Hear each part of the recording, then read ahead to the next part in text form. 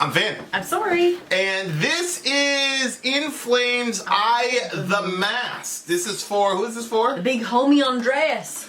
Shout out to the big homie Andreas. For tiny topical political commentary, you can hit us up at Middle America with Vin and Sori. A lot of interesting things happening in this country today. Good Lord. There are multiple ways to get your song reviewed. Dear listener, my favorite way is the community option. $1 at the gate gets you in at Patreon, where you will get to meet the mighty Kellendross, Leah of the Village, the My Life Coach Exemplar, Ian of the Village, and many others. You pull your points together. You also get access to, I think once you're at the $5 tier and above, you get access to the song that we're currently working on right now with our top secret band. Watch other videos and we'll tell you who the people are. We're probably going to have a contest pretty soon where somebody's going to be able to win one of our exclusive shirts from our top secret band.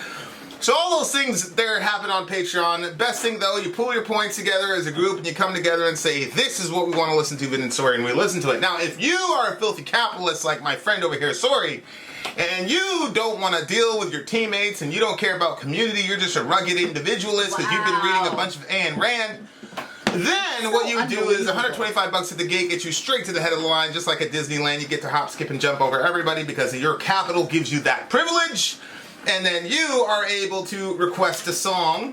And this is what happened to the big homie Andreas. He selected I the Mask. You do that 3 times, you get bumped down to the $75 tier, which happens a lot with a lot of our folks. Shout out to you guys. With that being said, In Flames, I the Mask, and it's raining outside, and we're not closing the window because it creates the ambiance. Let's go. The window's actually closed. It's just bouncing off the AC unit.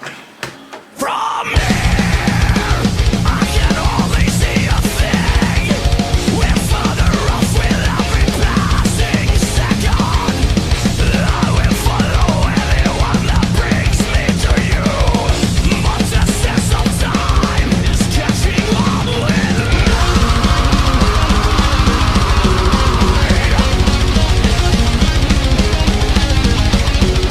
Will you see me if I set fire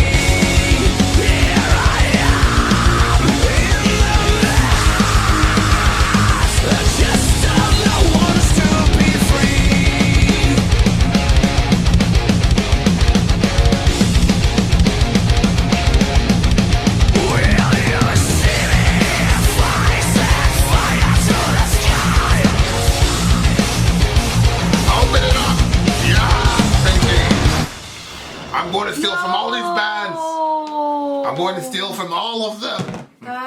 You'll be hearing a song from us very soon. I feel like these Usually guys. I'm not the person saying the song needs to be longer, but I feel like these guys have probably mastered the whole Swedish melodic death metal thing. Like we've heard like 3 or 4 songs from them, and they're like they do it the best. These guys are a melodic death metal band, and they do a really good job. Do you find more of an appreciation now that you're like in the writing process for a rock song? Like, do you find more appreciation for bands being able to put something like that together? I mean, it's only 3 minutes something. Yeah. There's so many layers. Little parts of songs and stuff that have to get chopped up and worked over. It is really interesting, like, because I was in a band for like 2 seconds in another, situation, but nowhere near. Well, Noah, I think, all he did was drumming. Yep. So he's probably on Peter's level with drumming, but like the sophistication that I'm seeing with Jay and Peter as far as what are you doing? No, leave Ripping it. that off. Leave it. Okay, well, some people are like Zoom happy. Okay, well, take it off now that you've called attention to it, you freaking weirdo. Well, you don't want people to know our address? No. We'll be changing shortly.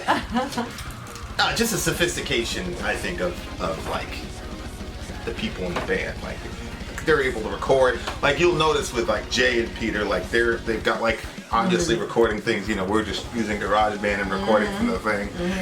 So my my guitar sounds like garbage, even though my guitar is better than Jay's guitar. Like I'm just saying, like objectively speaking, but the recording. But anyway, the point is like, although I'm gonna break down and get Ivan is pretty soon here. Okay, but the point is that. So you do feel like it's a little bit different now that you're in the writing process yourself? So you wrote the first beginning, like you had the idea for the song and you like did your part of it, and I was like, I just couldn't get into it. Like I was like, yeah. And then like you shared your idea with other people who layered their stuff on top of it, and then I was able to hear what you were envisioning the entire time. Right. And then once I heard it, I was like, because I really liked it. Yeah. And I was like, you're a genius, babe. I love your musical talent. Well, it depends on who you select. Like, I knew that selecting Peter on drums would put us in a good spot. I knew it would. And I knew that Jay was gonna be similar to, he was gonna know what I was doing. Yeah. And then they were very exciting. There were gaps and things like that, and I'm like, okay, our bassist is gonna fill this gap, and then Jay's gonna figure out how to fill this gap. So I wasn't worried about it.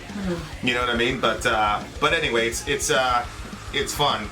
But when you see a song that's like 3 minutes, it looks like, oh, it's 3 minutes, start to finish. Yeah. It's not like that. Right. Like once you start writing and figuring out, like, holy crap, it's hard to write.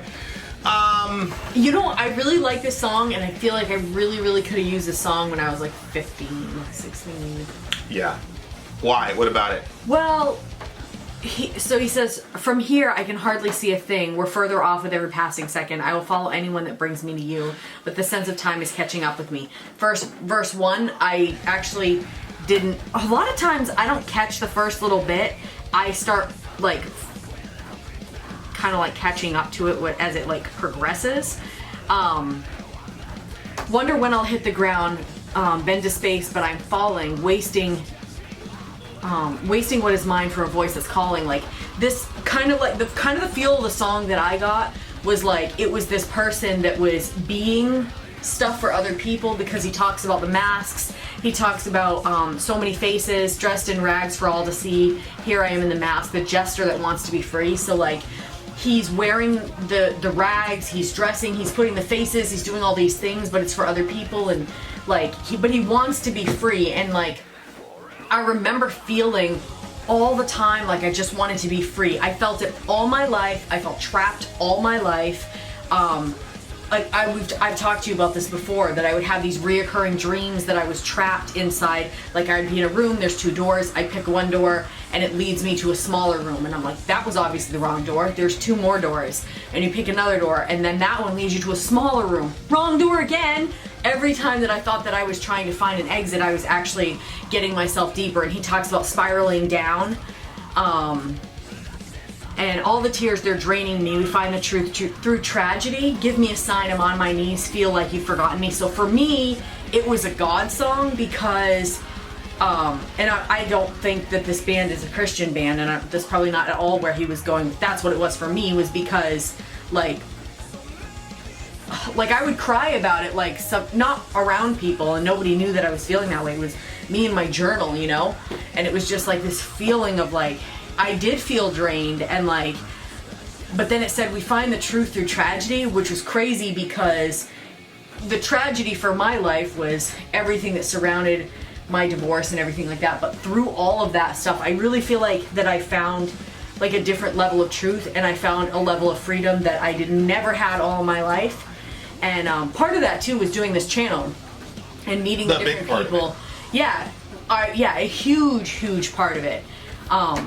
So obviously super grateful to our channel, super grateful to like all the people in the village that kind of were there. It's weird because you guys don't know that you were there for me, but you were. Yeah. So that was, I could get a little emotional right there.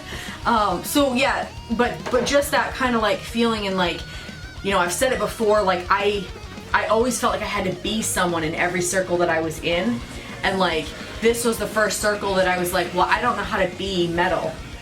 And so then you were like, you don't have to be anything. Like, just be yourself and just listen to the music and react to it. That's all you have to do. And so, you know, that, and then just being like honest, like at the beginning, I had no clue what any of the bands were. I didn't know the difference between Metallica and Slipknot and Korn, and now I can kind of know the different sounds and stuff, and I don't know, so it's been a really cool journey for me. But so to me, that's kind of like, he said, I'm stuck in a downward spiral. Like, I just remember that feeling. And so I think that he kept saying like, who am I?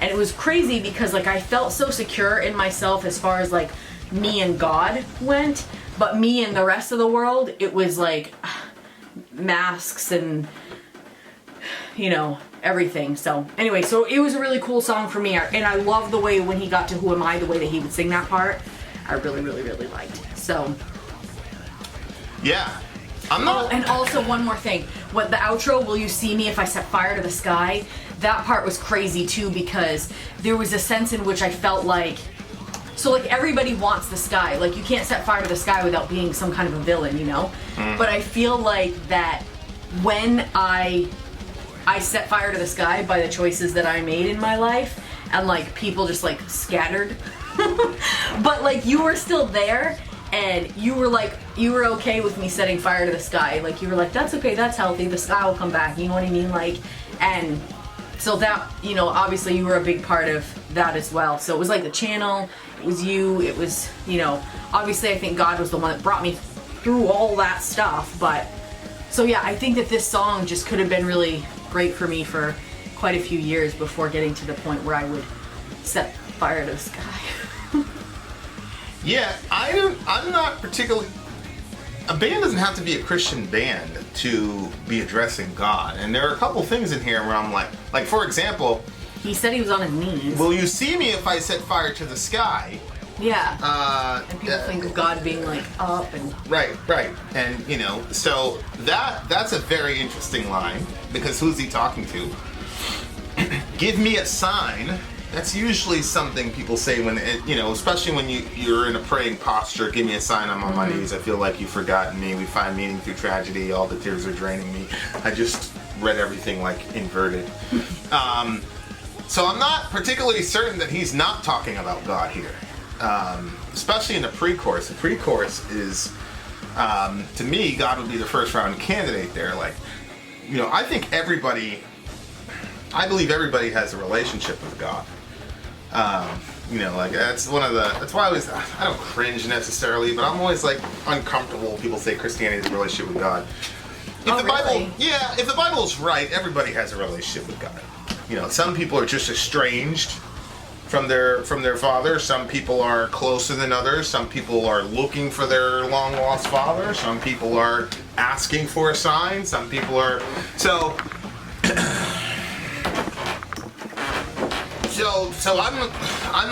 I think everybody has a relationship with God. And you know, I get this a lot. You know, people send me emails and they'll say, you know, I don't know what's going on, you know, with my faith or whatever. I was an atheist, agnostic, on the same channel, and you know, and that's a person. You know, I think we've done a horrible job of communicating what it actually means to walk with God and be a godly person. You know, people interpret that as religion and going to church and yada yada yada. Yeah. And I'm not saying that there's not a place for that, but you know, it's about, you know, the metal ethos. To me, if you could just zero it down to one statement, it's about being honest. Being in metal is about being honest. So, and that's why there's so much diversity in the metal community as far as, you know, even aesthetics and things like that. It's about being honest about who you are and where you're at. And so, you know, there's happy metal, there's sad metal, yada yada yada. And so in this song, there's like a conversion to those ideas about, you know, he's wearing masks, you know, and you know, anytime you're in a position with any sort of notoriety, like a rock star or whatever, you almost, it's impossible not to end up with masks. And you know, even at, you know, people go out in the regular 9-to-5 world or things of that nature, like everybody wears masks. It's just a matter of like recognizing what it's there for and knowing when to take it off and when to put it on.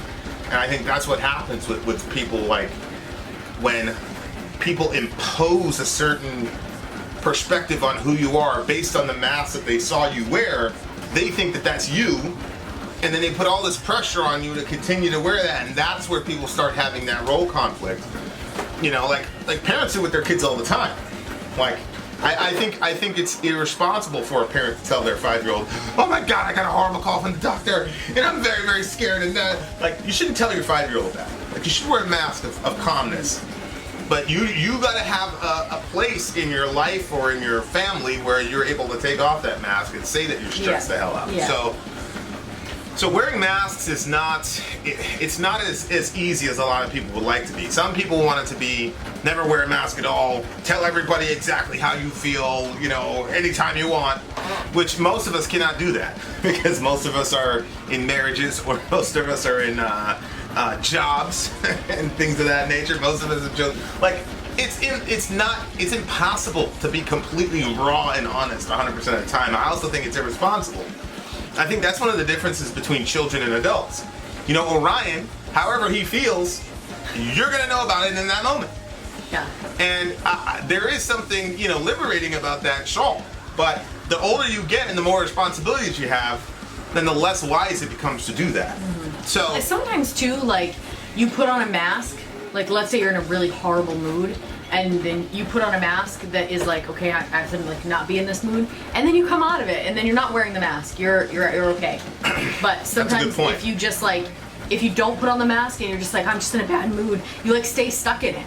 So yeah, sometimes in this situation, he says, I wonder when I'll hit the ground. I've been in space, but I'm falling, which to me is, you know, he's hit the apex of whatever he dreamed of when he was a kid. And it's really interesting because, like, I was saying to Jay, I'm like, damn it, if I'd have met you 10 years ago, or if we were in some parallel universe, like, obviously, you know how I am, like, I really truly believe that we would have been, you know, whatever, you know. But, like, hitting the apex and then falling and finding the emptiness of that once you get up there. Mm-hmm. You know, it's one of these. Yeah. I think it's probably the most terrifying moment in the life of a human being when you're climbing the mountain because you believe that once you get to the apex of that mountain, you're going to see the promised land. Mm-hmm. And you climb up that mountain, and then you see all this beauty on the way up, but you're like, yeah. But when I get to this mountain, and so you lose all the beauty on the way up the mountain. Then you get to the apex of the mountain, and it's just blackness. Mm-hmm. That is terrifying, and then it's like, holy shit, I missed out on all this beauty on the climb up here to get to the top, and now I'm at the top and it's just blackness. Then what do? And a lot of people jump off the mountain. And that's why a lot of these folks never make it past 27 in this industry. Mm-hmm. So I think that us smaller people feel it too at like varying degrees in smaller things. Like you know, some people it can be like the holidays, like you look forward to the holidays, and then as soon as they're over, it's like, or you're planning this vacation, you go on the vacation, and then when the vacation's over, it's like, because you had all this anticipation when you were looking forward to it, or you're gonna buy a certain thing, and when you finally get that thing, and then it's not, you know. So I think that we understand that, just like I said, to a smaller degree, you know, than these big rock stars do. Well, yeah, and I don't even, you know, it's not, I mean, there's a lot of people have dreams about being in parts of, you know, certain units in the whatever, and oh, you made it, and it's like, like, is this it? It's like, yeah, this is it. You sit around for 12 hours, and you know, like, so yeah, it's in a lot of different realms, and it's a lot of, you know, it's a very, very hard thing to deal with. And then he says, you know, the jester that wants to be free, which is very interesting, because a court jester is like almost like a clown type thing, and he's an entertainer. It's an entertainer, but you mock like him, like he was. It's not like he was like looked at as like a comedian is looked at today. Like today, you're like, oh, there's a respect. Like, there's like no respect for the jester, and a lot of times actually the jester they would use like mentally handicapped people to be the jester. Yeah, and that's also interesting because it's like it seems to be his self-perception of what it means to be a rock star. Yeah, which is a very, very interesting perspective, because these guys are bearing their soul, but for some reason the art form has been cheapened, or there's some experience in his life or collection of experiences where this art that he believed was so important and was the bearing of his soul is just some, you know, comedy show for the people that be, which is what record labels can do to you and all that jazz. So I mean, it's a deep song, and it's extremely. In Flames has been around. I don't know how long the band's been around, but they've been around for a while, and it's kind of one of those. These are. If we will sit and listen to what these people are telling us, there's a lot of life direction that you can learn, and like, what is satisfaction about, and what truly makes you happy. We just went to this. We just went and looked at this house. It was a massive house. It was unbelievably beautiful. It was like the greatest house I've ever seen in my life, as far as like realist. And we actually had a very, very good shot at living there, but there were other factors other than how nice the house was that made us just turn it down and not even pursue it. And so it's one of those things where you have to. If this would have been like 10 years ago, I don't know if I would have made the same decision. You know, but being, you know, the more experience you get, the more you realize, like, yeah, that's not everything. Oh, well, that's not everything, and that's not everything. Like, it changes your perspective on life. And so if we would listen to this, like, there's so many truths in these songs, like, you don't necessarily like, the Bible talks about a lot of this stuff, but you don't necessarily need the Bible to know that truth when you listen to these people talk. Because these folks are very, very good at distilling what the problem is. And I would argue also in this song that he also knows what the solution is, you know, which is, you know, he's setting fire to the sky because he's trying to get somebody's attention, which I believe is God, in my opinion. What do you think about verse 3? I'm done with watching graves grow mold. The sins are mine, I believe them to be. I think he's probably talking about people that he's lost maybe along the way. Yeah. You know, a lot of OD. I don't know much about the history of this band, but he's definitely facing either literal physical death or metaphorical death of the people that he loved, and to some degree he blames himself. The sins are mine, I believe them to be. Which, if you blame yourself for something that bad that happened, real or metaphorical, to somebody else, it doesn't really matter what people say. Like, there's things, you know, I'll blame myself for till I die, and it doesn't matter what anybody says. You know what I mean? It's like, okay. Yeah. You know what I mean? Yeah, like, from people here to people, you know, whatever. Yeah. Where you were 5 minutes late and, you know, whatever. So, it's just one of those things. And, you know, tough stuff. Yeah, so for me, this one's a 9.8 because it hit home for me. Raw honesty, it's a 9.6 for me. Good song, very, very good song. Shout out to everybody. Shout out to my bandmates. Shout out to Andreas. Shout out to Andreas. He says Andreas, I say Andreas. Andreas. Shout out to the big homie. Shout out to In Flames. Vin out. Sori out. Gone.